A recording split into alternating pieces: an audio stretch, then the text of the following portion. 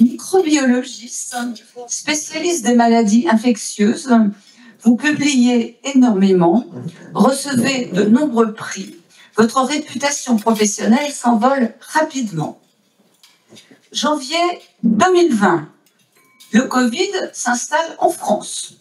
Le grand public vous découvre et prend vos connaissances de vos recherches. Emmanuel Macron vous qualifie de grand scientifique. Et puis, chacun se permet de commenter. Le rôle des médias est considérable. Citons Mediapart, rien d'étonnant, puis celui des célébrités, des artistes, leurs opinions variant selon leur position politique.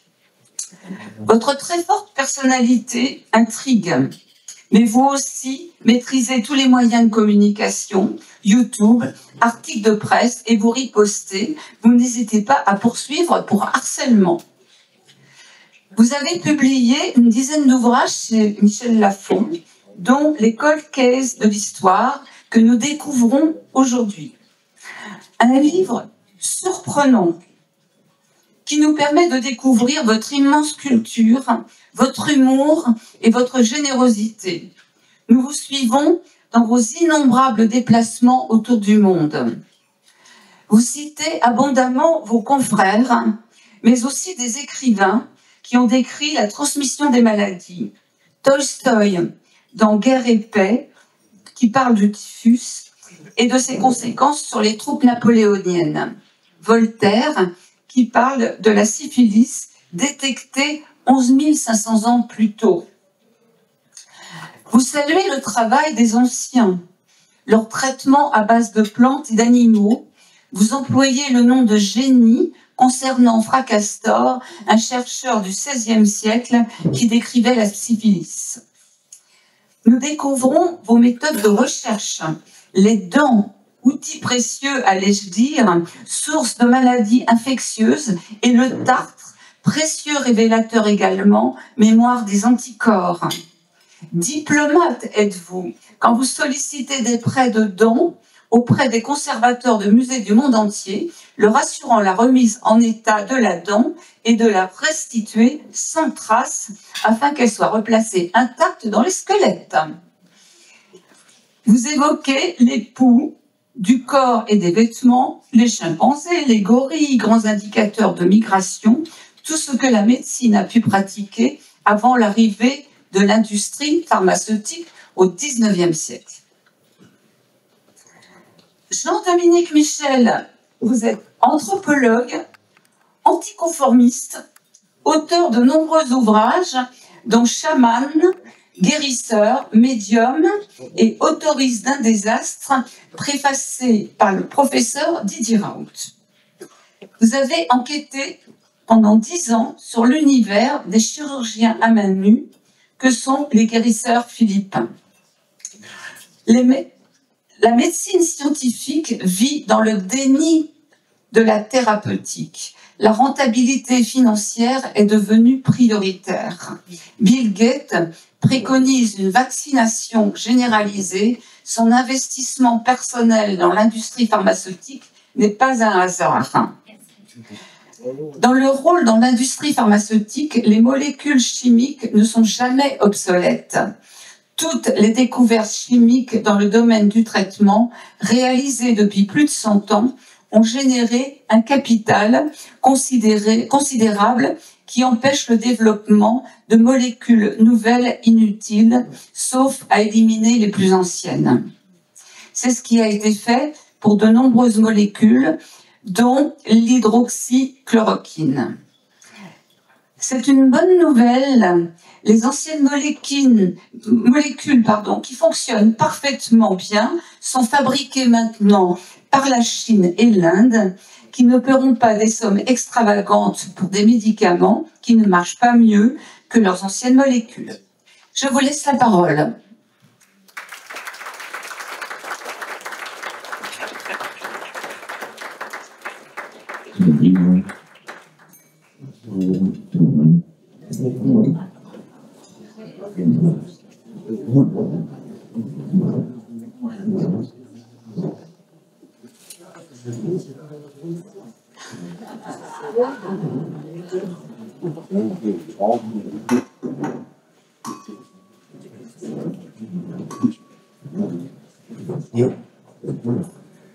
Bonsoir, professeur.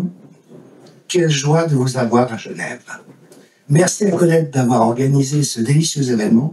C'est vrai que vous avez joué un rôle historique, mais aussi psychologique, sociologique, anthropologique au cours des années que nous venons de vivre.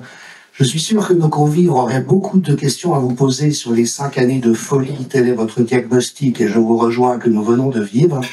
Mais en ce qui me concerne, j'avais envie d'ouvrir le débat autour du fait que nous avons avec nous un des plus éminents microbiologistes contemporains, quelqu'un qui a dévoué sa vie à comprendre le monde invisible, et avec des batteries de découvertes en cours de route, notamment sur cette extraordinaire symbiose entre l'être humain et les espèces microbiennes. Si vous n'aviez pas 1,5 kg de bactéries amies dans votre tube digestif, qui se réjouissent sans doute de voir apparaître bientôt le délicieux repas que nous avons pris, vous ne pourriez pas être en vie. Et donc nous sommes vraiment dans une relation symbiotique avec le monde minuscule dont nous serions issus, mais je vais poser la question au professeur. J'avais l'intention de vous appeler cher cousin, non pas que nous ayons des liens de parenté connus, mais que dans une certaine théorie, il y aurait un ancêtre universel pour toutes les formes du vivant qui ressemblerait à une bactérie, on l'appelle Luca dans le jargon. Vous vous êtes également intéressé à la théorie darwinienne. Donc j'ai envie de vous poser cet ancêtre commun, est-ce que vous y croyez en l'état de vos connaissances? Et comment est-ce que vous pourriez décrire cette fabuleuse aventure de découverte du monde microbiologique? On connaît le bactériome, enfin le microbiome. Qu'en est-il du virome? Combien de virus hébergeons-nous et quelle utilité ont-ils eu pour notre espèce? Pour être clair, je pense que toute la théorie darwinienne est une fumisterie poétique. Ça n'a pas de sens. Il faudra longtemps pour que les uns et les autres se rendent compte, et je ne crois pas qu'il y ait de dernier ancêtre commun. Et pour vous dire la vérité, c'est l'objet d'un autre de mes livres qui s'appelle Bucaroticus, qui rapporte que des travaux qu'on n'a pas fait nous, malheureusement, mais qui vont bien dans le débat de ce que je voudrais vous dire, qui est que nous sommes terriblement ignorants, en particulier sur ce qui s'est passé ces 25e années, ces 25 dernières années. Et par exemple, sur l'homme, il y a une chose la plus étrange de l'évolution de l'homme, c'est que quand on vous a dit que l'on connaissait le génome humain, on vous a dit une énorme bêtise. Ce qu'on connaît du génome humain, c'est 1%, c'est-à-dire les gènes codants. Il y a 99% de séquences dont on ne sait pas du tout à quoi elles servent, qui sont des séquences répétées. Celle qui est la plus fréquente, on l'appelle ALU1, elle est à 1 million de copies dans votre génome. Elle représente 10%, vous voyez, 1% de gènes, 1% de choses qui vont servir à faire des protéines. 10% de ALU1, 15% de lignes, c'est-à-dire de rétroposons, qui sont capables de transformer l'ARN en ADN, qui jouent probablement un rôle dans l'expression des hormones cérébrales. Et tout ça est quasiment inconnu. On ne sait pas à quoi ça sert. Comme on ne sait pas à quoi ça sert, on appelle ça du DNA poubelle. Et ce qui est très intéressant, c'est que quand vous regardez le degré de complexité des êtres vivants, plus vous êtes complexe, plus vous avez de ces séquences non codantes dont on ne sait pas à quoi elles servent. Donc, c'est pas vrai. Et ce qui se passe, c'est qu'il y a une créativité permanente. Je vais essayer de vous expliquer pourquoi. Les sujets que je voudrais aborder ce soir c'est des choses qui sont évidentes, on ne sait pas pourquoi les gens ne le regardent pas. Les gens qui essaient de comprendre comment marche l'évolution sont tous convaincus, moi je suis d'accord avec eux, que le monde a commencé par de l'ARN. L'ARN, c'est le premier acide nucléique, et c'est très instable. Pour le stabiliser, nature, ou je ne sais qui, a trouvé que la meilleure manière de le stabiliser, c'est de faire ce qu'on appelle une tige boucle, c'est-à-dire une partie qui est doublée et qui est beaucoup plus difficile à détruire. Donc tout ce qui est double brin, c'est comme deux cordes, si vous voulez, c'est beaucoup plus difficile à déchirer qu'une seule corde.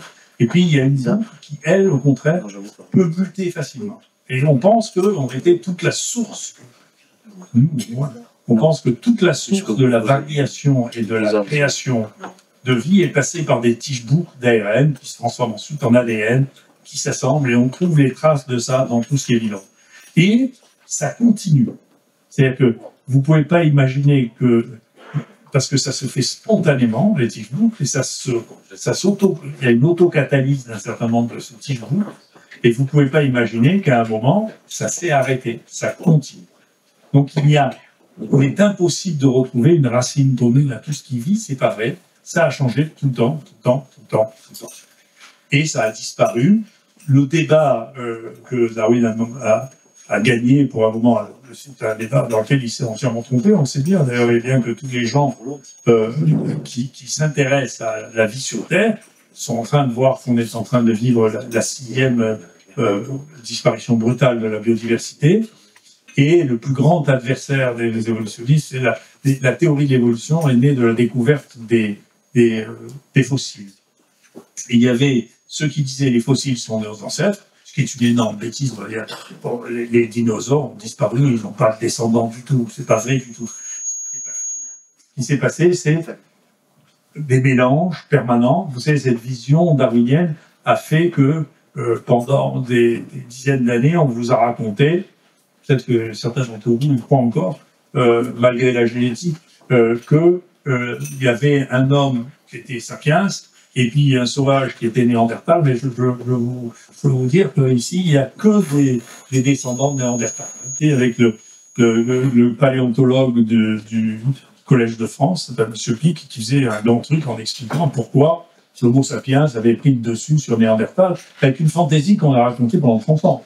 Et je suis passé juste après en disant, ce monsieur ne lit pas la littérature, parce qu'il y a vraiment 2 papiers qui sont sortis qui montrent qu'en réalité, tous les Eurasiens ont entre 2 et 5% de gènes de Néandertal, et que donc c'est un vrai. Il y a pas, nous sommes tous des métis d'hominidés anciens, aucun n'est en droite ligne d'un hominidé. Ça n'existe pas. Et c'est un mystère technique extrêmement curieux, savoir, bon, ça veut dire qu'ils ont touché ensemble, hein, pour appeler les choses par leur nom. Et on a l'impression que c'est plutôt les hommes néandertals qui ont couché avec les femmes Cro-Magnon. Mais pourquoi est-ce qu'il n'est resté que 2 à 5%? Ça veut dire qu'il y a eu des boulots d'étranglement avec catastrophe considérable, qui est maintenant à peu près identifiée, qui a duré à peu près 100 000 ans, pendant lequel les hominidés ont quasiment disparu. Et donc, il y a en resté quelques-uns qui sont ce que vous êtes, c'est-à-dire des bâtards de je m'excuse, mais ça, c'est la réalité. Donc, ce roman que vous avez tous entendu par les paléontologues, parce que c'est beau, parce que moins on en sait, plus on peut romancer, ce roman de l'histoire des hommes, ça a été raconté pendant des décennies, c'est juste un témoin de l'ignorance transformé en... C'est pas vrai. Et donc il n'y a pas ça, et l'évolution ne se passe pas du tout comme ça, pour autant qu'on sache maintenant, mais moi je ne crois pas qu'on sache tout maintenant, mais en tout cas ce qu'on sait par rapport à il y a 25 ans, depuis qu'on fait des séquences considérables et entièrement changées, et voilà, y compris si vous avez... Je vais vous parler beaucoup d'ignorance, ça m'amuse beaucoup. Dans cet épisode de Covid, moi j'ai commencé à faire de la génétique microbienne en 1999, où j'ai séquencé pour la 4e ou la 5e bactérie qui a été séquencée. Donc ça m'intéresse, je fais des séquences, beaucoup, je m'y intéresse et je les analyse. Bien, l'ARN, comme je vous l'ai dit, pourquoi on pense que l'ARN commence l'histoire du monde et l'ADN le fixe? C'est parce que, pour des raisons physico-chimiques, c'est-à-dire on confond plus facilement les bases de l'ARN que de l'ADN. Quelle que soit la manière de répliquer de l'ARN, il y a une faute toutes les 10 000 bases. Parce que quand c'est l'ADN, c'est une faute tous les millions de bases. Donc l'ADN est devenu la mémoire de la connaissance transmise. Tandis que l'ARN ne l'est pas. Et l'ARN change tout le temps. Et donc, moi je fais ça depuis très longtemps, bien sûr, et donc on a séquencé les génomes des génomes. Il n'y avait que 2 laboratoires qui séquençaient les génomes en France parce qu'il y avait un retard sur les équipements et puis un retard intellectuel. Vous êtes content comme Suisse d'ailleurs que je vous dise que les Français ont un retard intellectuel, parce que c'est pas la réputation qu'on a de vous dire ça. En tout cas, c'est vrai. Et donc, moi, j'ai vu assez tôt, en juillet 2020, qu'il y avait un nouveau variant, le premier variant qu'on ait vu. Je l'ai vu parce que la première épidémie s'était arrêtée et qu'on a vu réapparaître. Donc, je suis revenu dans mon laboratoire et puis on l'a séquencé. Et il venait d'Afrique à partir du moment où on a rouvert la circulation des bateaux du Maghreb. Et on s'est rendu compte, parce qu'on a remonté, puis j'ai des amis, j'ai reçu des prélèvements d'Afrique subsaharienne, et on a vu qu'en réalité, le virus était parti de France pour aller à Kinshasa, et de Kinshasa était remonté par l'Afrique de l'Ouest, puis la Mauritanie, et puis le Maghreb, et puis revenu en France. Et quand il est arrivé, semblant ce mutant-là, qui avait muté en Afrique, était en fin de course, c'est-à-dire que c'est une chose qu'on savait, mais que tout le monde semblait oublier, c'est que les virus ont un cycle qui dure en moyenne 3 mois, et que au bout de 3 mois, ils disparaissent par l'accumulation des mutations. Donc quand j'ai dit ça, j'ai eu la surprise d'avoir un ministre qui m'a dit à moi, vous savez, ce virus ne mute pas. Parce que pour un virus ARN, vous savez, des virus qui ne mutent pas, c'est extraordinaire. Et le scientifique qui le conseillait, le professeur Lida, qui est un de vos voisins là, de Lyon, disait non, ce virus-là ne mute pas, c'est le seul virus ARN qui ne mutait pas. Donc c'est quand même. Donc vous voyez le degré d'ignorance qui a été véhiculé, quelque chose qui est absolument spectaculaire. Et donc nous, on en était à notre 4e variant, quand les Anglais ont décrit leur variant, qu'on a appelé d'abord UK, et puis après ils ont dit on va l'appeler UK parce que c'est jeter la stigmatisation sur l'Angleterre, donc on va l'appeler Alpha, et donc l'OMS, à côté d'ici, les Anglais ont trouvé un vrai variant, donc ça y est, on fait les variants reconnus par l'OMS, donc c'est le premier variant reconnu par l'OMS, à peu près 4 mois après que nous on ait décrit les premiers variants. Donc ça veut dire que c'était intéressant. Pourquoi c'était embêtant, le variant ? C'est embêtant parce que si vous savez ce que savent les gens raisonnables et que vous savez que les virus ARN, ça mute beaucoup, tant que ça n'est pas stabilisé par, je sais pas, 2-3 siècles de cohabitation avec nous, parce que la variabilité diminue avec l'accoutumance, l'habitude qu'un virus a avec son hôte, eh bien, ça veut dire que vous allez, si vous faites des vaccins, vous allez faire des vaccins sur un virus qui n'existera pas le temps que vous avez fait vos vaccins. Et donc, le principe du variant, c'est un truc. D'ailleurs, je ne me permettrai pas de dire du mal de l'OMS ici, ni du mal de Bill Gates, mais quand même, ils ont fait vacciner tout le monde. Moi, je me suis arrêté de compter quand ils avaient fait 20 milliards de doses, et je vois que l'actualité, actuellement, c'est le Covid, toujours. Hein, donc, on voit que ça marche plus ou moins bien, ce truc-là. Et donc, tout simplement parce que les variants, ça change, que c'est des êtres vivants, et que ça revenait sur un concept assez particulier, qui est que pendant longtemps, les gens ont considéré les virus comme des objets. Vous voyez, et donc, ils considéraient la variabilité du virus pour eux. Donc, moi, je me rappelle qu'on a été le premier à décrire des virus géants. J'avais appelé mini-virus au nord de mon père qui me racontait l'évolution en partant d'un mime qui s'appelait Mini-virus. Donc, en souvenir de mon père, je l'appelais Mini-virus. Et ce virus, qui est un virus géant qui est gros comme une bactérie, si vous voulez, a fait l'objet de toute une série de débats aussi agressifs que la plupart des débats quand on trouve quelque chose, amené à reposer la question, alors est-ce que c'est vivant, c'est pas vivant? Moi, à la fin, je dis, mais je m'en fous comme vous me dites, c'est vivant pas, c'est un truc, ça change. Qu'est-ce que c'est une définition humaine? C'est les humains qui se mêlent de savoir ce qui est vivant. Ça n'a pas de sens, ça bouge, voilà, ça change. Donc, vous l'appelez vivant ou pas vivant, parce que moi, c'est une querelle sémantique qui ne m'intéresse pas. Je vous dirais, il y en a d'autres, des querelles sémantiques qui m'intéressent, que ça ne m'intéresse pas. Et donc, les gens avaient cette vision, une vision qui date du début du XXe siècle, avec la première fois qu'on a cristallisé, isolé un virus, c'était le virus de la mosaïque du tabac. C'est un chimiste qui a le prix Nobel pour ça, qui s'appelle Stanley, et qui a dit, voilà, puisque j'arrive à cristalliser, c'est une biomolécule, c'est pas vivant.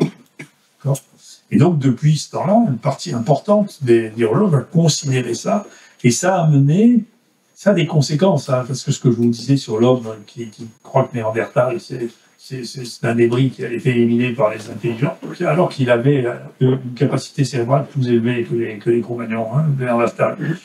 Et c'est lui la couleur de leur peau, c'est pas ça.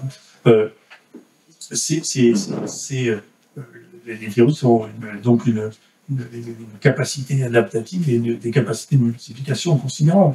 Donc le fait de considérer que c'est un objet, ça a fait que, bizarrement, alors que c'est petit, c'est assez facile à séquencer, il y a un retard en virologie par rapport à la bactériologie sur le séquençage qui est absolument hallucinant. Par exemple, chez la Covid, le colibacille, qui est tout bête, si vous voulez, je sais pas quoi, il doit y avoir 100 000 séquences génomiques, et la grippe, il devait y avoir 300 ou 400. Vous voyez, pourtant, le rapport quand même de la grippe, c'est pas négligeable. Mais les virologues ne se sentaient pas obligés de passer leur temps à faire des séquences, vous voyez, sur les virus pour comprendre ce qui se passait. C'est la première fois, ça a eu lieu une fois avec HIV, nous on a eu beaucoup de séquenceurs, on avait la troisième banque de séquences de virus HIV, et là, avec le coronavirus, enfin, on a des millions de séquences, et donc on peut suivre exactement ce qu'est l'évolution des virus, comment ça marche, comment ça apparaît, comment ça disparaît. Et donc, quand comment ça apparaît, comment ça disparaît, je peux vous faire un scoop, ça n'a pas été fait dans un laboratoire. Celui qui a fait la pandémie n'a pas été fait dans un laboratoire, puisque le virus chinois, quand il est arrivé en Europe, avec 2 mutations, on l'a vu tout de suite, une par la machine à faire de l'ARN, qui s'appelle l'ARN à polymérase, qui fait 100 fois plus d'erreurs que l'ARN à polymérase native, et une dans la spike qui permet de mieux adhérer aux cellules. Et cette modification de l'ARN polymérase, c'est ce qui explique que les 2 autres coronavirus originaires aussi de chauve-souris qui avaient donné des micro-épidémies, le SARS-1 et le MERS corona, n'ont pas donné d'épidémie généralisée puisque leur capacité de mutation n'était pas modifiée par cette erreur dans l'ARN polymérase, qui est une erreur par hasard. Enfin, c'est des erreurs. C'est une erreur. Quand il est arrivé en Europe, toutes les souches ensuite ont présenté, à part les souches chinoises initiales, cette mutation. Donc, il s'est passé quelque chose qui fait que, je ne sais pas ce que les Chinois ont fait, on sait en réalité à peu près tout ça s'est passé. C'est parti, comme d'habitude, les virus, c'est parti c'est une zoonose, c'est parti, si vous avez vu, vous avez la curiosité de voir des grottes dans lesquelles il y a des chauves-souris, alors, il peut y avoir 2-3 millions de chauves-souris dans une grotte, hein, qui sont toutes frottées les unes contre les autres. Et là-dedans, c'est la plus grande fabrication de milliers de virus différents, et tous. Et vous verrez peut-être à l'avenir d'ailleurs de nouvelles rougeoles, de nouvelles oreillons, parce que là-dedans, dans cette mixture extraordinaire, et globalement, la source des épidémies, ça se passe toujours dans des populations relativement homogènes, nombreuses et denses. Et donc c'est une des raisons pour lesquelles on en a de plus en plus, nous les humains, parce que on parasite le monde à un niveau extrême, en particulier dans ces mégapoles, et que la manière de le déplacer ensuite, c'est de courir d'un bout à l'autre de la planète, ce qu'on fait aussi. Et c'est comme ça qu'on a importé les épidémies. Si vous voulez. La plus grande rencontre brutale d'épidémies, ça a été la rencontre des Européens et des Américains, où nous, on a importé la syphilis sur le bateau même de Christophe Colomb. On a importé la syphilis, c'est décrit. Hein. On a importé le typhus aussi d'Amérique, mais en échange, on leur a donné la rougeole, la variole, et récemment, on s'est rendu compte de la typhoïde. Donc, on a fait un échange.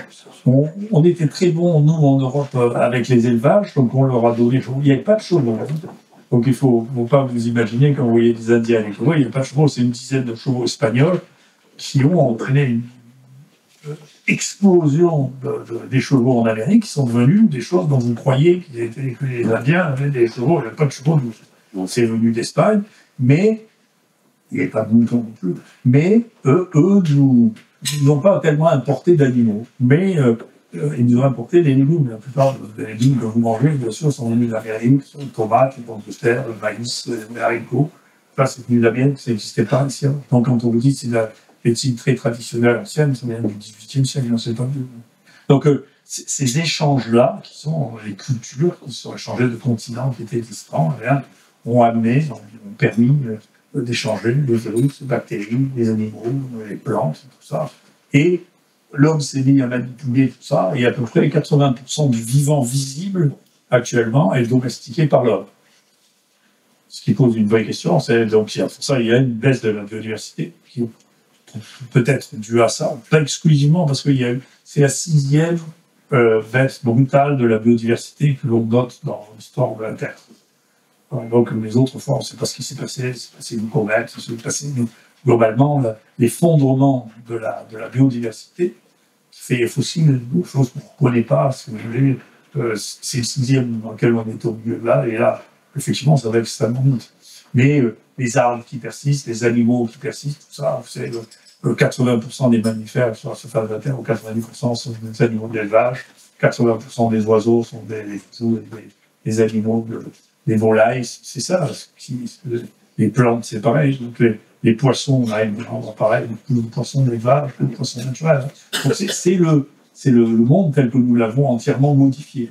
Et dans ces élevages, bien sûr, ces élevages massifs, eh bien, se créent des interrelations, y compris avec les microbes, les virus, qui font apparaître des maladies qui éventuellement sont susceptibles de nous atteindre. Moi, j'aime beaucoup l'histoire des poules, je me parle dans mon livre. Je crois que la première grippe est venue du premier élevage intensif qu'il y a eu aux États-Unis des poules. Jusque-là, on ne savait pas faire l'élevage intensif parce qu'il fallait qu'elles vivent dehors. Si vous voulez qu'elles vivent dehors, c'est un peu limité. Donc, si vous voulez vraiment faire de l'élevage intensif, il faut les foutre dans des hangars. Et donc, on a pu faire ça à partir du moment où on les a supplémentés en vitamines. Donc, on n'était plus obligé d'être dehors, on pouvait les mettre par dizaines de milliers. Et avant qu'on commence à faire ça, il n'y avait pas de grippe. En tout cas, nous, sur les travaux qu'on a fait de paléomicrobiologie, on ne trouve aucune trace de la grippe au XIXe siècle. Les premières traces qu'on trouve, et même au début de la guerre de 14, on ne trouve pas de traces de grippe. Donc, on pense, notre conclusion, c'est que la grippe espagnole est la première grippe humaine. Ça n'avait pas avant. Mais par contre, des coronavirus, on sait qu'on a trouvé nos anticorps contre les coronas au XVIe siècle. Et il y avait, avant que commencent ces histoires, il y avait 4 espèces de coronavirus qui circulaient dans le monde, qu'on appelle les coronavirus endémiques, que vous verrez tous probablement faire le flambeau, parce que c'est un monde malin. Hein. Donc, mais celles-là sont avec nous depuis des siècles, donc elles ne doivent pas les maladies qui surprennent la planète. Donc, mais les poules n'ont pas servi qu'à ça, elles continuent à faire les pavières. Les gens ont peur, est-ce que cette grippe aviaire, un jour, elle va sauter le cap d'espèces et faire chez les humains. Mais, par exemple, ça j'espère que je vous l'apprends, personne ne vous l'a dit, grâce à la génétique, on sait que il y a une maladie extraordinairement fréquente, je pense qu'il y a au moins 60% des dames qui sont dans cette pièce, on fait ça, c'est les cystites de la femme. Les cystites de la femme, c'est le Escherichia coli et c'est Enterococcus, c'est Enterococcus fecalis. Et depuis longtemps, on avait vu, en analysant ces Escherichia coli, que ce n'est pas des Escherichia coli ordinaires, c'est des Escherichia coli qu'on appelle aviaires, c'est-à-dire qu'ils sont les mêmes que ceux qu'on trouve chez les oiseaux. D'accord? Mais on en était là. Et puis maintenant, est arrivée la génomique, comme je vous dis, on fait des dizaines de milliers de séquences de Escherichia coli, et on s'est rendu compte que les cystites que vous avez présentés, les dames, étaient des phénomènes épidémiques dus à des épizooties chez les poules. Et donc, il y a eu des épidémies. C'est ce qui a expliqué qu'on a eu des épidémies d'infections urinaires avec des bactéries résistantes, parce que pour les résistances, les vétérinaires sont le droit, hein, ils arrosent d'antibiotiques les poules pour ne pas avoir de maladie chez les poules, parce qu'elles ont une densité telle. Et donc, par exemple, en France, il y a une année où il y a, je ne sais pas quoi, 28 ou 30% des infections urinaires de la femme qui étaient dues à un clone unique, qui était un clone qui circulait chez les poules. Donc, en réalité, c'est en mangeant du poulet que vous attrapez les infections urinaires. Mais l'idée que les infections urinaires étaient une épidémie, c'est quelque chose qui n'est pas concevable, ça ne se voit pas. Donc, c'est ça la connaissance. C'est ça qui est intéressant. Ça remet en cause complètement des concepts que l'on avait avant, simplement parce que, ça y est, on a la signature, on a le tag de la bestiole, et on sait comme ça qui vient avec la typhoïde aussi. Tout le monde, on a eu des typhoïdes partout. Personne n'imaginait que c'était une maladie qui fonctionnait par grande épidémie, mais là, pareil, là, c'est pas nous, c'est les gens de Londres qui ont fait ça, par qui ça a séquencé toutes les souches qu'il a pu récupérer du monde de la typhoïde depuis 20 ou 25 ans, pour se rendre compte, après avoir séquencé, je ne sais pas combien, 40 000 souches de bactéries de la typhoïde, alors se rendre compte qu'en réalité 60% d'entre elles étaient nées d'un clone unique qui était parti d'Inde, qui avait passé l'océan Indien, qui était arrivé en Éthiopie, qui était passé en Afrique. Une seule bestiole au départ. Donc c'est une épidémie alors qu'on pensait que c'était quelque chose d'endémique. Parce que nos outils ne nous permettaient pas de voir que c'était une seule bestiole qui avait un pouvoir infectant beaucoup plus important que les autres. Pour raisons scientifiques sont un peu complexes à expliquer. C'est pareil sur la tuberculose. Il y en a un qu'on appelle le variant Pékin, qui est parti, comme son nom l'indique, de Chine, qui est celui qui porte le plus de résistance. Au début, il y avait quelques cas en Chine, et maintenant, ça représente 15% des tuberculoses sont dus à ça. Si vous ne faites pas les analyses, vous ne savez pas que c'est un clone qui s'est promené dans le monde entier et qui est venu à un moment de tout ça. Donc, le fonctionnement des épidémies, c'est un fonctionnement répétitif. C'est-à-dire, il apparaît un clone au milieu qui a inventé quelque chose qui nous donne une capacité de transmissibilité et d'infection plus importante que les autres, et il donne une épidémie, mais c'est vrai que c'est vrai pour les bactéries, c'est vrai pour les virus, et donc voilà. Et ça naît, globalement, tout ça, ça naît de la densité d'une population dans laquelle on peut échanger de l'information, faire du métissage de virus, du métissage de bactéries, parce que le monde du vivant ne fait que de métissage, tout ça, ça se mélange, tout se mélange avec tout en permanence, mais il faut qu'il y ait beaucoup de gens, vous savez, dès que vous avez des gens, dès que vous avez des animaux, dès que vous avez, tout ça se mélange, et puis vous avez le résultat de ces mélanges, comme ça. Alors, les virus, on connaît surtout ceux qui sont pathogènes. Les bactéries, on sait qu'il y en a qui sont nécessaires pour notre santé, pour nous garder en vie. Est-ce qu'il y a des virus qui participent à notre santé? Et puis, il semble qu'il y ait des traces d'incorporation de matériel informationnel provenant des virus dans notre génome d'espèces. Comment est-ce que vous pouvez nous décrire un peu cette ingénierie du vivant? Encore une fois, il y en a quelques-uns qu'on a réussi à identifier parce qu'ils ressemblaient à des choses qu'on connaît, en particulier comme les rétrovirus comme celui-ci-là. Par exemple, je m'adresse aux dames parce que je suis français, donc mesdames, celles d'entre vous qui ont eu des enfants, si vous avez fait un placenta, c'est parce que à un moment, un groupe de mammifères a été infecté par un rétrovirus proche du virus Roussilla, qui s'est intégré dans votre génome et qui entraîne la fusion des cellules qui permet la constitution du placenta. Et donc, il y a deux embranchements, si vous voulez, dans les mammifères. Les mammifères placentaires, qui font comme nous, et puis les mammifères non placentaires, vous connaissez ceux qui ont les poches, les kangourous, les mammifères non placentaires, qui n'ont pas été infectés par ces virus, donc ils ne savent pas faire le placenta. Donc le placenta, c'est un virus, donc vous voyez qu'on est loin de l'ancêtre commun sur le placenta, l'extérieur, c'est pas tout ça. Récemment a été mis en évidence aussi un rétrovirus qui est à l'origine de la myéline. La myéline, c'est ce qui entoure les nerfs et qui nous permet d'avoir des nerfs qui sont ça et là. C'est la myéline, on sait que c'est un rétrovirus aussi qui nous a apporté la myéline. Et il y a probablement bien d'autres qu'on va découvrir dans les années qui viennent parce qu'on est au début de ces immenses découvertes, en particulier de l'analyse de séquences qui ne codent pas des gènes que l'on connaisse. Donc, on en découvrira d'autres. Pour vous donner une chose qui m'amuse, que j'ai décrit dans votre livre aussi, dans ces séquences qui sont si fréquentes, les alumiens, par exemple, c'est les transposons. Ça donne, c'est probablement venu de l'extérieur, mais ça donne même des épidémies à l'intérieur de nos génomes. D'accord? Donc ça bouge. Et donc il y en a un qui a bougé, qui fait que là, les femmes et les hommes n'ont pas de queue derrière. Voilà, il y a les grands singes. Et ça, c'est dû à ALU1, parce que ALU1 est venu se mettre dans le gène de la queue du singe, et il y avait déjà un ALU1, et donc il s'est hybridé avec l'autre, notre gène est inactivé, donc on n'a pas de queue derrière. Donc c'est personne, après ces fantasmes de tout sert, et tout est merveilleux dans l'évolution, pour faire le sommet d'évolution de l'homme, qui est un fantasme d'arrêt.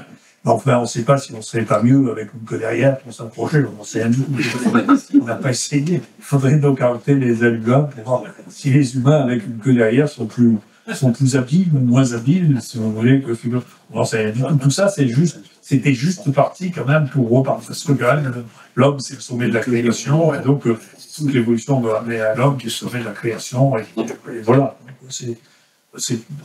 En tout cas, la biologie n'a pas de réponse à ça. Et donc, oui, bien sûr, on est doué de virus. Et puis, ça continue, c'est-à-dire que dans les choses plutôt récentes, vous voyez, Il y a un virus qui s'appelle le virus HHV6, qui est le virus herpès 6, qui donne des infections aux personnes un peu à la rougeole chez les enfants, c'est très fréquent. Et ce virus a comme particularité, dans un certain nombre de cas, de s'intégrer dans le génome des cellules germinales, c'est-à-dire les ovules et les spermatozoïdes. Et donc, il y a on pense qu'il a commencé à affecter l'homme il y a 2 siècles à peu près, mais il y a 5% de la population qui a ce virus intégré dans le génome.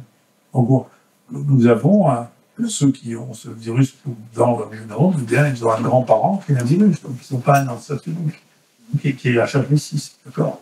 Au Brésil, il y a une chose encore plus complexe, un trypanosome, l'équivalent de la maladie du sommeil, si vous voulez, qui affecte, quand il affecte les gens, qui peut rentrer dans les ovules et transmettre, faire intégrer une partie du génome de ce parasite à l'intérieur du génome des humains. Et continue, c'est maintenant. Alors, c'est pas arrêté, et donc les humains n'ont pas continué à vivre tout seuls dans un truc. Non, non, non, on est soumis à un échange génétique permanent, on garde pas. Et puis voilà, il y en a qui donnent des maladies, éventuellement des choses complexes, d'autres non. Il y en a d'autres auxquelles on s'habitue. Il y a une histoire très, très intéressante qui laisse d'ailleurs une question complexe. C'est les koalas ont un espèce de sida. Il y a un sida de koala avec un virus qui a un peu la même histoire que celui du virus du sida, qui est un virus du singe vert, puis qui est passé chez le koala, qui est passé chez les grands singes, qui est passé chez nous, et qui est une maladie sexuellement transmise chez le koala. C'est une maladie très sévère, qui donne des cancers et des formes comme pour le sida.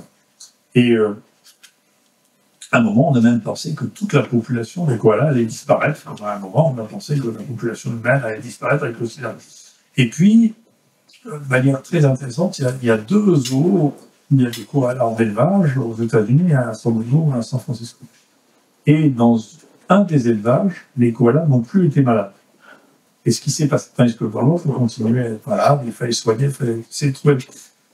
Et là où ils n'ont plus été malades, il s'est passé la même chose que pour le rétrovirus du placenta, parce que ça a été intégré dans le génome, et l'intégration dans le génome a empêché la multiplication du virus, parce qu'il est devenu une partie du génome transmis ensuite aux enfants, qui maintenant sont humains, vous voyez, ne souffrent pas du sida des koalas. C'est une vraie question, d'ailleurs, de savoir s'il aurait pu se passer la même chose si l'épidémie de sida avait pris une ampleur comme chez les koalas, si des gens auraient intégré ce virus pour en créer une défense naturelle.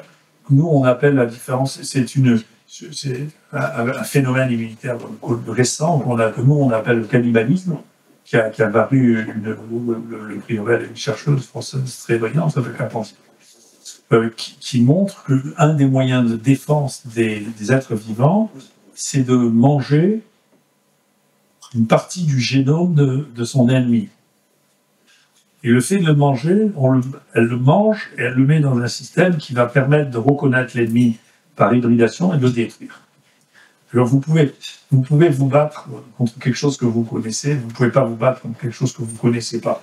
Et donc il y a un phénomène extrêmement commun, extrêmement large, qu'on voit chez tous les êtres vivants actuellement, de défense par cannibalisme, qui est la première fois, si j'arrive à te coincer dans mon système, durant tout parler, c'est ce que je rappelle des ciseaux génétiques, maintenant pour modifier les gènes, ou les CRISPR, eh bien, si j'arrive à te coincer là-dedans, maintenant, à côté de ça, j'ai une enzyme qui coupe, d'accord? Et donc, si j'arrive à attacher tes gènes, tes séquences avec ce morceau que j'ai d'un de tes collègues, je te couperai et je te neutraliserai. Donc, c'est un des mécanismes extrêmement important, dont on découvre l'importance au fur et à mesure de plus en plus importante, qui est celle de la défense par le cannibalisme, qui était une défense qui était inconnue jusqu'à un passé récent, qui était chez les bactéries, les archées, etc. Nous, on l'a décrit chez les virus généraux, donc c'est un phénomène assez général. Un autre développement récent permis par les progrès de la technique, c'est la paléomicrobiologie. Donc la capacité de porter un regard sur le passé, même lointain, en trouvant des séquences avec des possibilités d'extraction, notamment de matériaux de la pulpe dentaire ou autres, dans lesquels vous avez été pionnier. Qu'est-ce que ça permet d'apporter comme regard sur certaines énigmes du passé et quelles sont celles qui vous ont le plus intéressé?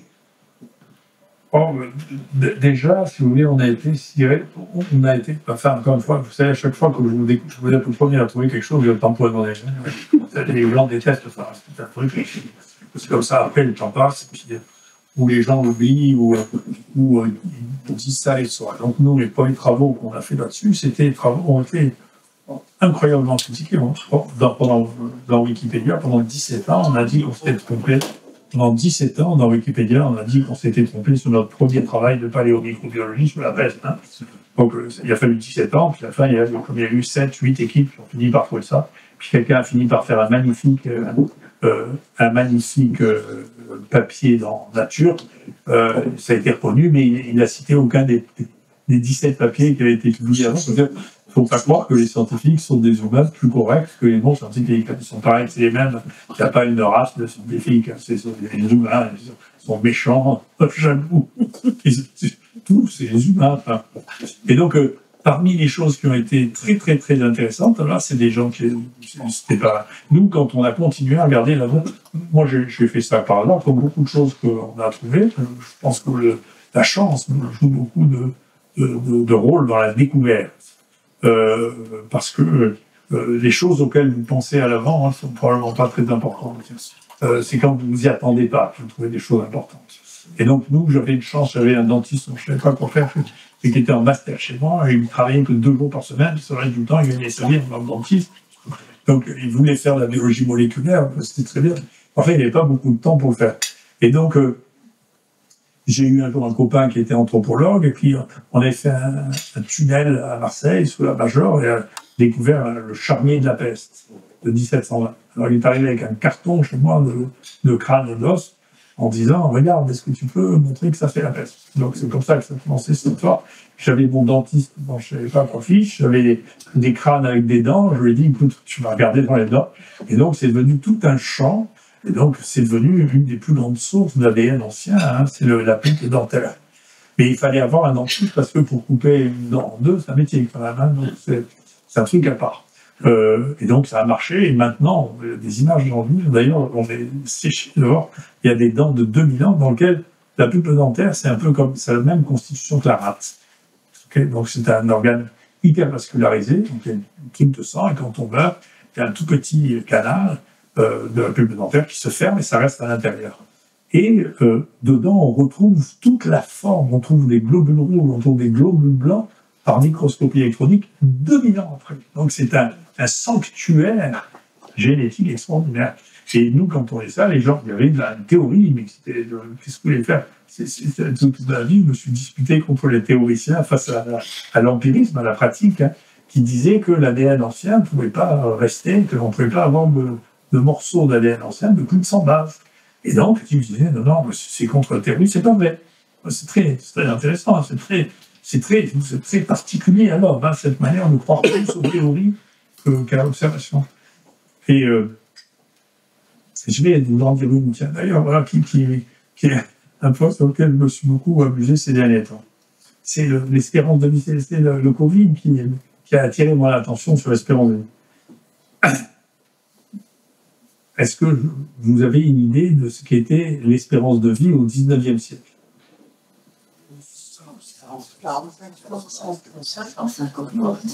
Vous dites vraiment la bêtise. Méfiez-vous, je fais des pièges. Les gens qui étaient au XIXe siècle n'ont pas d'espérance de vie du tout. C'est idiot. Ils ont une durée de vie. Pas une espérance de vie. Ça n'a rien à voir. L'espérance de vie, c'est un montage mathématique qui n'a pas de réalité, qui est un truc qui est censé gommer le fait qu'on ne peut pas vraiment évaluer l'état de santé d'une population en regardant l'âge moyen du décès, qui est la longévité. D'accord? Et moi, ça m'a frappé. Au moment du Covid, je m'en fiche un peu, c'est pas mon travail, mais au moment du Covid, quand je trouve qu'il y a quelque chose qui est complètement idiot, je fouille. Alors, parce que pendant le Covid, pour dire la vérité, dans tous les pays développés, la médiane de mortalité, c'était 85 ans. Donc, les gens, plus de la moitié des morts avec plus de 85 ans. Et donc, je lis l'espérance de vie l'ensemble de la population américaine a reculé de 3 ans pour la période de Covid. On est compte d'un drame. Chez nous, 6 mois. Je me passe la tête, mais quand c'est possible que les gosses de 10 ans, il n'y a aucun qui soit mort, que pour un événement sporadique et une espérance de vie qui a été bouleversée par un événement sporadique qui ne les touche pas. C'est qu'on vous raconte des bobards. Moi, je ne crois pas, on raconte des trucs pareils. Et donc, j'ai regardé réellement. Et vous, si vous savez ce qui est passé, vous pouvez regarder en Suisse, si vous avez la patience de le faire. J'ai regardé, vous savez ce qui a fait la longévité, vous devriez le savoir. Maintenant que je vous ai dit ça, la longévité en France, pendant la période du Covid, qu'est-ce qu'elle a fait? Elle a augmenté. De 2 ans. Elle est passée de 76 à 78. Oui, vous dites, c'est normal, vous n'avez que des gens de plus de 85 ans qui sont morts. Il n'y avait personne en dessous de 65 ans qui mourait. Donc, la longévité a augmenté. Maintenant, si nous, pourquoi est-ce qu'on tripote l'espérance de vie? Pour pouvoir comparer. En France, en Allemagne, c'est bien pire. Le nombre de morts en Allemagne, c'est bien pire. La médiane des Allemands, je crois que c'est 65 ans. Pour 65 ans. En Algérie, vous avez la moitié de la population qui a moins de 20 ans. Donc, vous ne pouvez pas comparer la longévité des uns et des autres parce que chez les populations qui sont très vieilles, il n'y a que des vieux qui meurent. Hein.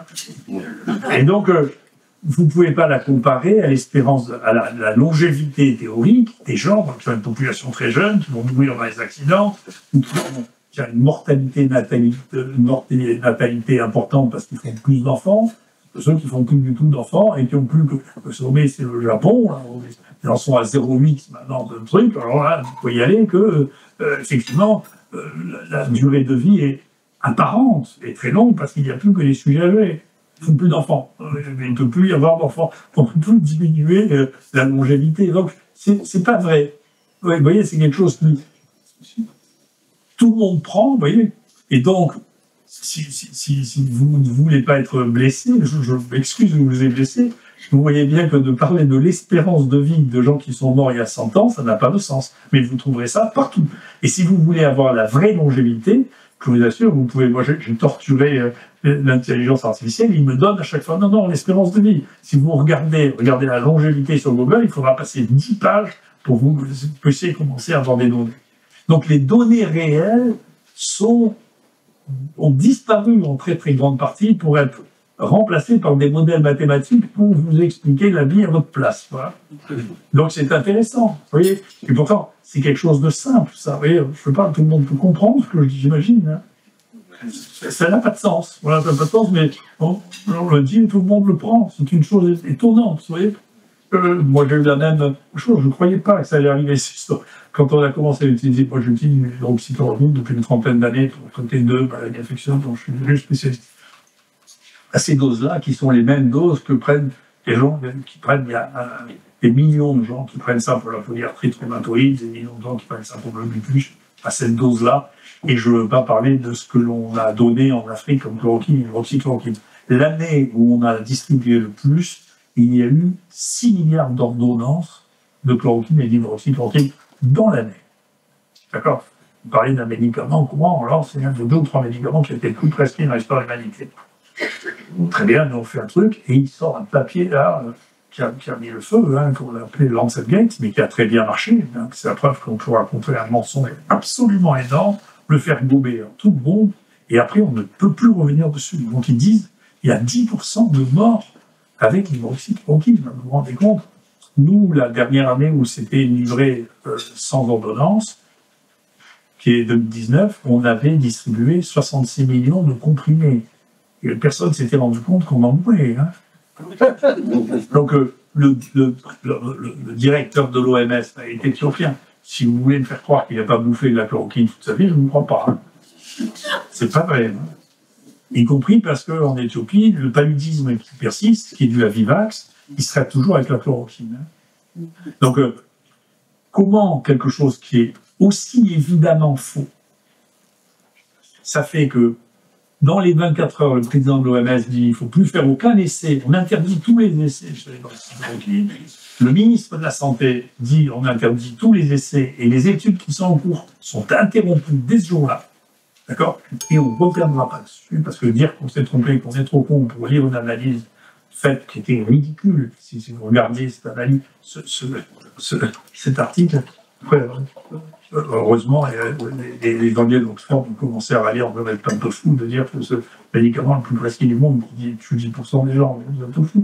Puis bon, ça a amené la rétraction virtuelle du papier qui est resté online, mais les gens disent non, quand même c'est mortel. Et puis ça n'a pas empêché que d'autres continuent à dire, mais vous savez, c'est très toxique, c'est très mortel. Et je vais vous donner un autre point, c'est tout, l'aveuglement dont je vous parlais, l'aveuglement dont nous sommes tous prisonniers, parce que moi, je vous raconte, je fais le malin avec l'espérance de vie, j'ai gommé l'espérance de vie pendant, je sais pas, la plus grande partie de ma vie, que depuis 1 an que j'ai déclenché cette histoire pour comprendre ce que c'était que cette bizarrerie. Jusqu'à présent, je l'ai gommé comme tout le monde. Ouais.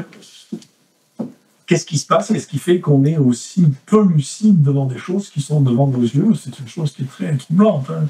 C'est c'est complexe, c'est très troublant. Et je vous dis, on a eu un des souris qui était très amusant, je vous ai raconté ça tout à l'heure. On a eu un défilé de ministre de la Santé, genre quelque chose. Hein. Je ne sais pas comment il est choisi, je ne sais pas s'il joue au poker, on Macron ou pas. À la fin. Mais il y en avait un qui était, moi qui m'intéressait, si vous voulez, qui était qui avait fait, c'est un médecin généraliste, qui est devenu urgentiste, et qui avait fait sa thèse sur les suicides à l'hydroxychloroquine. C'est intéressant. Et donc, elle a disparu cette thèse, mais je l'ai retrouvée, je l'ai mise online. Ce qui montre, c'est que il avait analysé tous les gens, ça a été utilisé hein, comme le Doliprane. C'est parmi les 2 médicaments qui ont été très utilisés pour faire des tentatives de suicide. Et il a analysé, il a regardé, et donc il dit on n'a jamais de troubles sévères en dessous de 2 grammes par jour et en dessous de 2 microgrammes par ml dans le sang. D'accord? Il fait sa thèse, il devient ministre de la Santé, il continue, il a la place de Véran, elle dit l'hydroxychloroquine, il ne faut pas le faire, c'est dangereux, ça ne marche pas, très bien. Donc moi, je sors sa thèse, je l'envoie à pratiquement notre seul journal résistant qui est François, qui lui envoie une lettre comme journaliste en disant on a retrouvé votre thèse, ça ne vous embête pas, on va la mettre là. Il dit non, pas du tout. Il dit mais dites dans votre thèse, vous dites que la dose toxique c'est 2 grammes. Et nous, on a regardé, alors qui c'est qui donnait une dose toxique à 2 grammes? Alors, Raoult n'a jamais dit ça, il a toujours dit 600 mg par jour pendant 10 jours. Je jamais vu qu'il est mort avec ça. Une seule étude, écoutez bien, il y a une seule étude où on a donné plus de 2 grammes, 2,4 grammes. C'est l'étude anglaise de Recovery, qui est l'étude de référence de l'OMS pour tout le traitement. C'est assez intéressant. Oui. Alors, ils ont réussi à en tuer 2. Mais c'est assez intéressant, hein, publié dans le England Journal of Medicine. Donc, c'est là-dedans, un peu de connaissance n'est pas négligeable, vous voyez, c'est-à-dire on n'arrive pas à leur parler de ça. Vous savez, mais moi j'en ai discuté avec Véran, elle dit on ne peut pas revenir dessus, ça c'est reconnaître quand c'est bon. Ils ne peuvent pas le faire. Vous voyez, c'est dire qu'ils se sont trompés, ils ne peuvent pas le faire. Et pourtant, c'est des choses, donc vous voyez, et vous savez ce qu'il a répondu, le ministre, il a dit, vous savez, je n'ai pas regardé les protocoles. Donc il ne savait pas combien on donnait. Mais il avait une opinion quand même. Hein, oui. Je peux vous le dire, ça a été publié par François, et il lui a répondu, quand même, il n'a pas eu honte. Hein. Je ne regarde pas les protocoles, mais on m'a dit que ça ne marchait pas. Et donc, c'est le ministre de la Santé. Donc, je sais qu'il ne dure pas très longtemps, c'est pas quand même. Un peu de dignité, oui. Je vous donne mon opinion, mais je n'ai pas lu les protocoles, c'est cocasse. Moi, je suis enfin, ne riez pas trop, c'est ça qui vous gouverne. Alors, il y a eu aussi une substitution étonnante. Les 2 principes de gestion des épidémies respiratoires posés par Donald Henderson en 2006, après avoir étudié tous les épisodes, notamment de l'influenza au XXe siècle, c'est on laisse la société vivre le plus normalement possible, on laisse les médecins soigner les malades. Voilà, ça c'est vraiment les principes cardinaux. Et là, d'emblée, on a mis ça en échec pour miser tous les espoirs sur un hypothétique vaccin. Mais vous avez dit d'emblée qu'un vaccin sur une épidémie respiratoire, ça s'était jamais vu, qui puisse arrêter la transmission et apporter une réponse de santé publique, a fortiori sur un virus qui mutait tout le temps. Mais qu'est-ce qui peut conduire un scientifique, a priori bien formé comme votre collègue de Lyon, à dire les virus ARN ne mutent pas? Non, mais vous savez, bien sûr, je pense que ce virus a rendu beaucoup de gens fous, dans les deux sens. Hein. Ça a rendu beaucoup de gens fous. Mais surtout, si vous voulez, il y a un phénomène qui s'est implanté depuis plusieurs années. Beaucoup chez vous, là, à Davos, là, vous voyez, il y a beaucoup de signes ici, hein, entre Davos et l'OMS, c'est vraiment à Davos, si vous voulez, les maîtres du monde, si vous voulez, ont décidé qu'il fallait arrêter les docteurs de faire de l'artisanat. Nous, on nous l'a dit, les hommes politiques, nous disent qu'il faut sortir la médecine de l'artisanat. On n'a pas besoin de... Et donc, ça, c'est contraire à, si vous voulez, moi, tout ce que j'ai appris, mais moi, je suis que, je veux bien que soit Bill Gates qui soit des gens dans l'intelligence artificielle. Je considère que je sois bien tout seul. Nous, tout ce que l'on a appris, si vous voulez, tout ce que l'on a appris quand on fait la médecine, enfin, moi, je passe un concours, ça s'appelait l'internat, et la médecine, c'était signe, diagnostic, traitement. C'est-à-dire, il faut regarder les signes, on va observer les gens, voir comment les traiter. 2, on fait le diagnostic, maladie infectieuse, soit c'est un diagnostic tardif par les anticorps, soit c'est précoce en montant dans sa bestiole par un PCR ou par la culture. Et traitement, on prend ce qu'on a pour traiter les gens tout le temps. Et traiter le traitement, c'est pas toujours un traitement étiologique, c'est un traitement symptomatique. Et là, qu'est-ce qui s'est passé? C'est l'inverse, c'est-à-dire on a dit, mais basé sur la folie d'abord, c'est de Gates. Il a écrit tout ça en 2017, hein, c'était incroyable, en disant, il va y avoir une épidémie, ce qu'il faudra, ça va être ça. Pas de docteur, on s'en fout. Et quand ça commence, alors l'autre grand clou de l'affaire, c'est Fauci, qui dit que c'est comme la grippe. Et comme Delfrécy ne sait pas de quoi il parle, parce qu'il ne connaît pas les maladies infectieuses, il demande à Fauci qu'est-ce que c'est, l'autre dit c'est comme la grippe. Non, c'est comme la grippe. Sauf que c'est pas du tout la grippe. C'est pas du tout la grippe parce que la grippe est une infection respiratoire, mais qui est d'origine aérienne. Donc c'est les cellules pulmonaires qui vont entraîner l'insuffisance respiratoire, les signes respiratoires. Donc, Covid, c'est pas du tout comme ça que ça se passe par les capillaires. Et donc, la maladie est différente. Donc, nous, bien sûr, on accepte de voir les malades, on les voit au départ, on voit très rapidement qu'ils ont un symptôme qu'on ne voit pas dans la grippe, qu'on voit dans une autre infection respiratoire, qui est l'infection par influence des 3, qui est l'anosmie et l'agogie. C'est-à-dire qu'on ne sent plus les odeurs, on n'a plus le goût. On voit ça très tôt. Le premier malade que l'on a, on voit ça. Il nous dit ça. Et puis, du coup, on analyse, parce qu'ils n'avaient pas tout ça, et on s'est rendu compte que c'était un signe de bon pronostic. C'est-à-dire que les gens qui ont une agosie, une anosmie, en réalité, ne font pas de forme sévère. C'est ceux qui ne l'ont pas qui vont faire des formes sévères. C'est important d'observer les gens. Vous voyez ? Donc, il y a des signes qui nous disent, ça c'est grave, ça c'est pas grave. La deuxième chose, nous, qu'on trouve, dans la première analyse des 500 premiers cas, c'est ce qu'on a appelé l'hypoxie heureuse, c'est-à-dire à la différence de la grippe, c'est quand on est essoufflé. C'était le message du ministère. C'est quand vous êtes essoufflé, avant d'être essoufflé, il ne faut pas voir le médecin, vous attendez d'avoir le SAMU, quand vous avez le SAMU, quand vous êtes essoufflé, on vous amène à l'hôpital. Mais ça marche pour la grippe. Parce que dans la grippe, quand vous commencez à être sérieusement malade, vous avez une baisse de l'oxygène et une augmentation du gaz carbonique. D'accord ? Et c'est le gaz carbonique qui vous donne la dyspnée, qui fait que vous avez un sentiment d'étouffement. C'est pas le cas dans le Covid. Dans le Covid, vous avez ce que nous on a appelé l'hypoxie heureuse, c'est-à-dire que vous avez l'oxygène qui baisse, et vous êtes plutôt bien parce que vous n'avez pas de gaz carbonique. Et c'est quand vous êtes simplement en détresse respiratoire que commence le gaz carbonique et que vous commencez à étouffer, et c'est juste avant la réa, ça. C'est tard, très tard. Parce que c'est pas la même maladie. Donc on peut pas décider dans un bureau ou devant un ordinateur de ce que va être une maladie qu'on ne connaît pas. C'est idiot. De la même manière, la grippe ne donne pas des thromboses des veines profondes, des embolies pulmonaires, comme on a vu.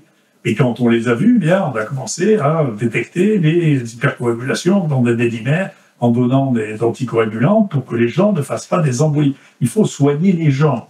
Et pour les soigner, il faut les avoir observés. Et donc, soigner les gens, c'est pas seulement trouver un médicament miracle. Déjà, si vous leur donniez de l'oxygène à la maison, moi j'ai un très bon copain qui a géré l'épidémie au Liban, je vous assure que la gestion au Liban, ça n'a rien à voir. Lors qu'il y avait un désastre, il y avait une explosion des hôpitaux, à la maison, ils nous traitaient, ils leur donnaient l'oxygène. Vous savez, moi j'ai mis en rupture de stock les oxymètres de pouls, parce que j'ai dit aux gens, il faut que vous regardiez si vous avez une hypoxie ou pas, parce que si vous en avez, il faut faire mettre de l'oxygène même à la maison. Moi, j'ai fait traiter les gens à la maison par l'oxygène, de manière à ce qu'ils n'aient pas une détresse respiratoire, parce qu'ils n'avaient pas d'oxygène. D'accord? Donc, il y a une vraie... C'est de la médecine. Alors, on a oublié que c'était la médecine. La deuxième chose, c'est le diagnostic. Alors, le diagnostic, en France, vous savez, j'imagine que vous avez la même chose ici, peut-être moins. Enfin, en France, il y a des querelles du territoire de qui a le droit de faire quoi. Alors, pour les pneumonies, c'est pas compliqué. Il y a l'Institut Pasteur qui a le droit, et puis nos collègues lyonnais qui a le droit. Les autres, nous, on voulait nous interdire pour les PCR. On faisait 300 000 PCR, toutes bestioles confondues par an. Et nous, on nous disait, vous savez pas faire celle-là. PCR, c'est toutes les mêmes, c'est pas très compliqué. Hein, on comprend ça. Puis les premières PCR avaient été publiées par les gens de Hambourg. Et on a pris leurs amorces, puis on a fait ça. Et dès que les premiers sont arrivés, on a fait 322 heures. Et ensuite, on en faisait 3000 par jour. Mais à Paris, l'Institut Pasteur, c'est un institut de recherche qui est très compétent. Mais enfin, pour le diagnostic, c'est pas un hôpital. Ça, ils pouvaient faire 40, 50, 100 PCR dans la journée. Vous ne gérez pas une épidémie avec ça. C'est pas possible. Donc, vous ne faites pas de diagnostic. Et donc, il y a que deux endroits qu'il faut faire. Sauf que nous, on a dit, mais nous, on fait le diagnostic. Et quand c'est une dispute que j'ai eu avec des Frécy, il dit, mais on n'avait pas les réactifs. Je dis, mais tu es menteur, les vétérinaires ont écrit à toi comme maman en disant, on peut vous donner les réactifs pour faire 10 000 PCR. Ce qui nous a dépanné au départ. Puis ensuite, on les a achetés. Et puis voilà. On a utilisé divers systèmes de PCR pour ne pas être prisonnier d'un seul réactif, et puis voilà. Et après, vous avez vu, les gens venaient de Paris, de Bretagne, pour se faire tester, parce qu'il y avait que nous qui testions les gens à Marseille, ce qui est ridicule. Donc on ne peut pas organiser la lutte contre une épidémie si on n'a pas les moyens de faire le diagnostic, c'est une histoire de fou. Et on ne peut pas dire, voilà, c'est au SAMU, on va vous dire si vous avez sans jamais connaître aucun des symptômes, savoir si c'est ça ou si c'est pas ça. Donc c'est pas possible. Et puis ensuite, le traitement, eh bien, il faut d'abord savoir de quoi les gens ont besoin. Ensuite, les molécules, c'est les molécules. Les gens peuvent toujours débattre, discuter sur ce qui marche, ce qui ne marche pas, comment on évalue ce qui marche, ce qui ne marche pas. Mais ce qu'on peut dire, c'est que si on les laisse pour les faire arriver trop tard, et comme plus on les traite de manière agressive, en les intubant, en particulier plutôt que de faire de l'oxygénothérapie à forte dose, on les tue. Donc tout ça, c'est la base de la médecine. Donc, mais ces gens, il ne faut pas les croire, hein. Ils ne savent plus ce que c'est que la médecine. Il ne faut pas les croire. Hein. Bill Gates, il ne connaît rien du tout à la médecine. Il sait faire du fric, mais peut-être des programmes, peut-être. Mais la médecine, ce n'est pas son boulot. Hein. Donc, c'est pas. Vous savez, moi, j'avais cette impression que les gens qui parlaient de ça étaient dans un jeu vidéo. Vous voyez? Donc, mais je vous assure, réfléchissez. Dites, voilà, il y a une épidémie. Qu'est-ce que vous faites? On fait le croisement, on les laisse chez eux. Hein. Très bien. Mais ils sortent. On les met là, ça va arrêter le virus. Non, mais c'est idiot, tout ça, c'est des jeux vidéo. C'est pas comme ça que ça se passe. Là. Il a bien été démontré que les gens qui étaient confinés pour des raisons très simples, et c'est tout bête aussi, si les gens ne comprennent pas, c'est parce qu'ils ne veulent pas comprendre. Vous ne faites pas de tests. Et vous confinez les gens. Donc, si dedans il y en a qui est malade, il y a tout le monde confiné qui est malade. C'est pas plus compliqué que ça se passe comme ça. Et il y a des études qui ont été faites en Italie, en Espagne. Moi, j'ai essayé de faire les mêmes en France, je n'ai pas réussi, ils ne m'ont pas donné les prélèvements. Chez les donneurs de sang, ils ont comparé les donneurs de sang des gens qui étaient restés confinés et des gens qui devaient sortir pour une raison ou pour une autre. Eh bien, les taux de positivité quand les sérologies ont été disponibles chez les gens confinés étaient plus élevés que chez les gens qui allaient travailler. Donc, ça n'avait pas de sens. C'était pas basé sur des données scientifiques, c'était l'opinion de quelqu'un qui joue à des jeux vidéo, mais c'est pas de la médecine, tout ça. Et puis une autre caractéristique, c'est qu'en rappelant les bases de la vraie médecine et les principes de gestion des épidémies, vous avez fâché les pouvoirs, hein, et l'État français, ou ce qu'il en reste, a vraiment pris l'IHU en grippe, hein, et vous a soumis à un harcèlement administratif, à des campagnes de dénigrement massif. L'IHU, c'était quand même un bijou. en termes de centre de connaissances, d'enseignement et de prise en soin des malades par rapport au domaine des épidémies. Comment est-ce que vous avez vécu ces attaques à un niveau personnel? Maintenant, je précise que c'est ma dernière question. Vous voyez, j'adore poser des questions au professeur Raoult. Il aime beaucoup répondre. Donc, comme le temps passe, je vais passer le micro à Colette pour qu'après, vous puissiez vous aussi poser des questions. Non, mais moi, il y a une réponse qui est assez simple, parce que je connais très bien l'histoire. Merci infiniment, professeur. Oh, excusez-moi. Je connais très bien l'histoire. Donc, si vous voulez, l'histoire des sciences, l'histoire des découvertes, l'histoire des épidémies, les folies autour des épidémies. Bon, qu'il y ait l'histoire des humains, je dirais comme Terence, vous savez, je suis un homme et rien de ce qui est humain ne m'est étranger. Ouais. Merci infiniment. C'est passionnant. On vous écoute assez avec fini. Alors, il y a peut-être une ou deux questions très brèves. Est-ce que je peux prendre? Oui.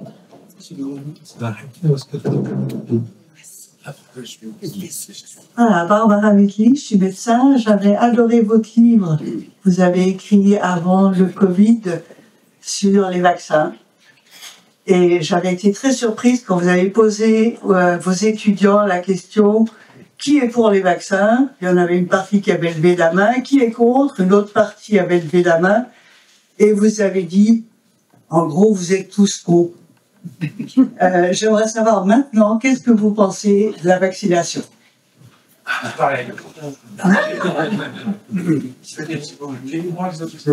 pense, je vous remercie, c'est une très très bonne question. Je pense, non, je dis ça, non.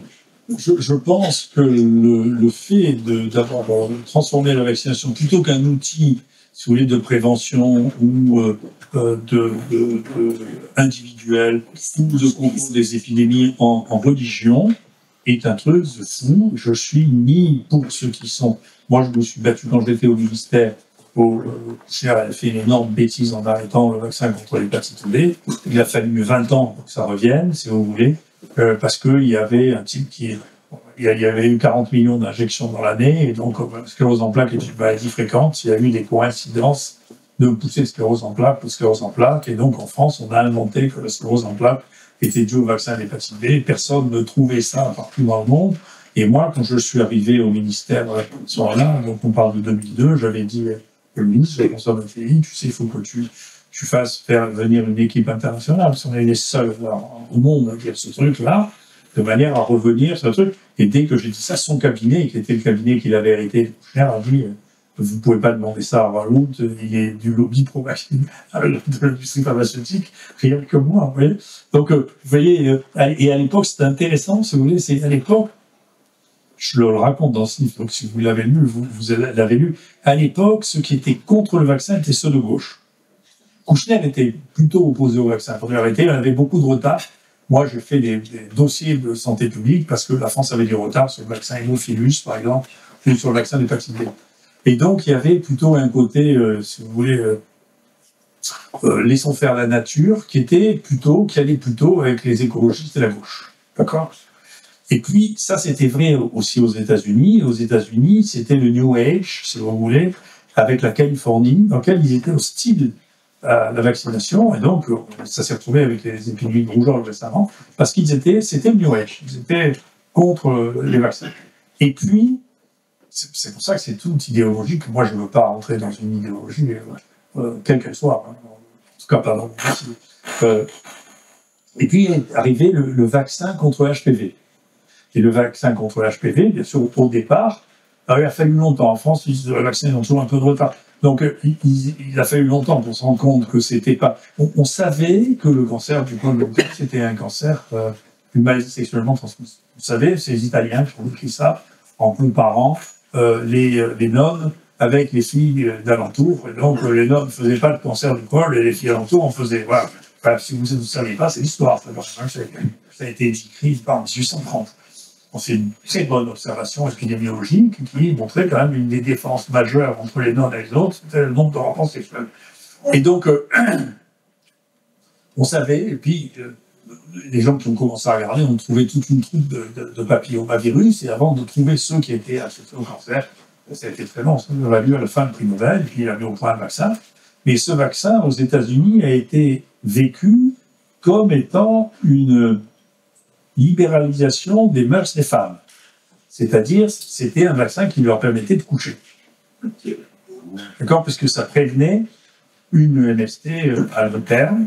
Et donc, là, d'un coup, c'est la droite qui s'est opposée au vaccin, et la gauche, qui était pour la libération sexuelle en même temps qu'ils étaient New Age, qui était pour le vaccin. D'accord? Donc, on a eu un renversement des alliances, si vous voulez, parce que, plutôt que d'en faire un objet qui est, mon Dieu, est-ce que c'est bon, quel est le bénéfice-risque, c'est ce que j'explique tout le monde, c'est quel est le bénéfice, quel est le risque, si vous voulez. Eh bien, par exemple, pour ce vaccin-là, une position, vous savez, il y a 0 mort de moins de 50 ans, et que ça ne protège pas de la contagion, on ne voit pas l'idée qui leur a passé, à part que c'est Bill Gates qui leur a dit. On ne voit pas trop quelle est la raison pour laquelle on a décidé de faire une vaccination générale, y compris les bébés, on n'avait pas testé, y compris les femmes enceintes, on n'avait pas testé. Donc, vous voyez, il y a l'idée de transformer en idéologie un acte médical, c'est quelque chose qui est déraisonnable. Enfin, moi, je ne suis pas d'accord avec ça. Voilà. Donc, je suis ni pour ni contre, et je pense que ceux qui sont pour tous les vaccins sont idiots, ceux qui sont contre tous les vaccins sont idiots.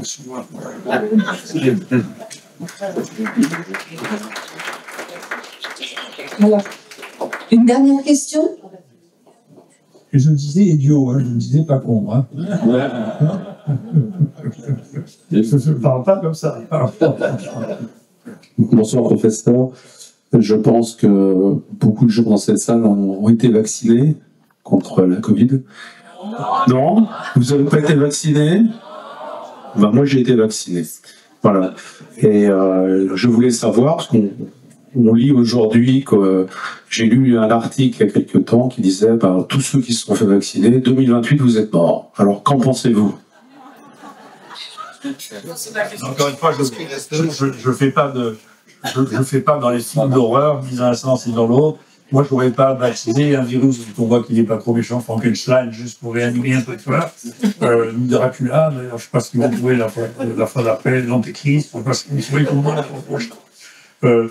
Non, ce qui est vrai, et ce qui est... Mais moi, je ne sais pas, encore une fois, c'est parce que je suis sidéré par cette histoire, par la bêtise et l'ignorance.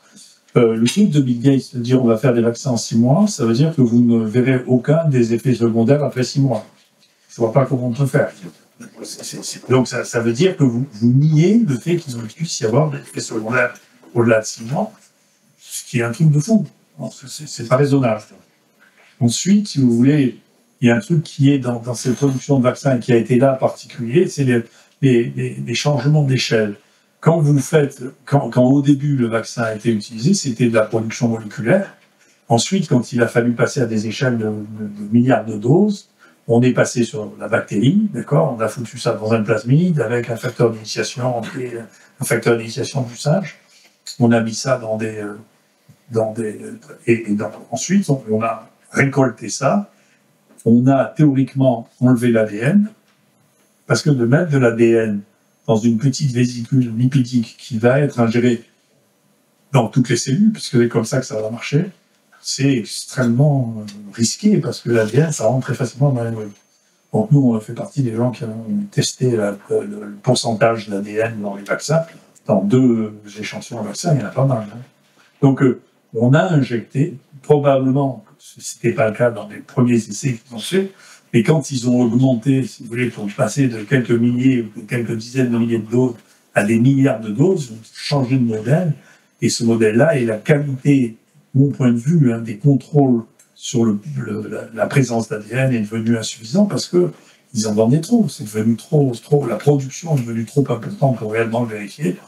Et la destruction de l'ADN n'était pas suffisante. Alors, maintenant, ils sont en train de sortir petit à petit. Alors, c'est très complexe parce que la même censure que vous avez vue dans les journaux généraux, elle existe encore plus dans la littérature scientifique qui est entièrement financée par l'industrie. Donc, vous ne peuvent pas scier la branche sur laquelle ils sont assis, hein, c'est comme ça. Et donc, ça a des difficultés à sortir, ça a des difficultés à être publié, mais bien sûr, il y a des gens qui ont commencé à rapporter la présence de morceaux d'ADN vaccinale dans les cellules cancéreuses. Il y a maintenant 2 études, une étude en Italie, une étude en Corée, une étude en Corée qui vient de sortir, mais qui est très inquiétante, hein, qui montre à 1 an l'augmentation du nombre de cancers est considérable. Donc on verra bien ce qui se passe. Donc tout le monde va pas mourir, bien sûr, mais enfin il risque bien d'y avoir un certain nombre de cancers induits, si vous voulez, parce que vous savez, c'est intéressant, la vie est amusante. On n'avait eu qu'un seul bonhomme qui avait fait de la thérapie génique en France. C'est Alain Fischer, il avait fait de la thérapie génique pour les gens qui avaient des déficits immunitaires combinés sévères. Et sur les 8 à qui il a injecté ça, il y en a 4 qui ont fait des insuffisance, 2 qui sont morts. Et c'est lui, du coup, qui est devenu monsieur vaccin génétique en France, parce qu'il avait une expérience. Non, mais c'est fantastique, quand même. C'est étrange, non? Mais tout est fou depuis le début. Tout est fou, c'est pas raisonnable.